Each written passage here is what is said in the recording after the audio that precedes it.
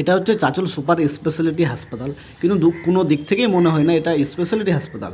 দেখে মনে হচ্ছে আবর্জনার স্তূপ আছে, পাহাড় আছে, এত বড় বড় বিল্ডিং আর এই আবর্জনায় ভরে আছে। মানুষ এখানে আসে চিকিৎসা করানোর জন্য, কিন্তু এগুলোতে গন্ধেই তো মানুষ আরও অসুস্থ হয়ে পড়বে।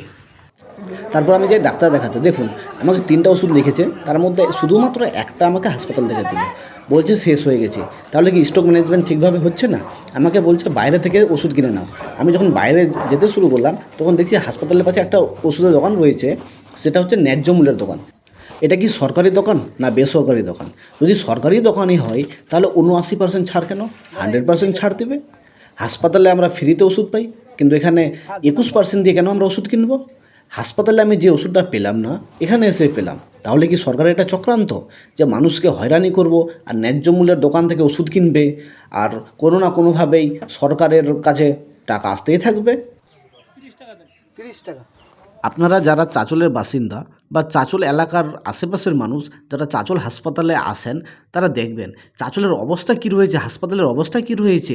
এত নোংরা, এত আবর্জনায় ভর্তি, মানুষ এখানে থাকতে পারে না। কিছুদিন আগে বর্ষার সময় অভিজিৎ দাস বলে একটা চাঁচলের দাদা রয়েছে, সে একটা ভিডিও বানিয়েছিল, তারপর কিছুটা হলেও একটু পরিবর্তন হয়েছিল। আপনাদেরকে আমি অনুরোধ করব, আপনারা চাঁচল হাসপাতালের কর্তৃপক্ষকে জানান, আর সবাই মিলে এটাতে পদক্ষেপ নিন, সবাই গুরুত্ব দেন। এটা আপনার আমার ব্যক্তিগত সম্পত্তি না, এটা সবার সম্পত্তি। এই জায়গাটা যে দেখছেন, এখানে বর্ষার সময় এতটা জল জমে যায়, এই গেট দিয়ে আসতে পারে না। এই যে এমএমসির রাস্তাটা রয়েছে, এটা দিয়ে আসতে পারে না। আর এটা যে দেখতে পাচ্ছেন সোজা রাস্তাটা, এখানেও প্রচুর আবর্জনা থাকে। যারা আসে তারা বুঝে, অতিরিক্ত গন্ধ করে দাদা, বিশ্বাস করেন। আর আমাদের এমএলএ নিহারঞ্জন মহাশয়কে আমি অনুরোধ করব, আপনি এই চাঁচলের বিধায়ক, আপনি এমএলএ, আপনাকে বিশ্বাস করে মানুষ ভোট দিয়েছে, আপনি দয়া করে একটু গুরুত্ব দেন।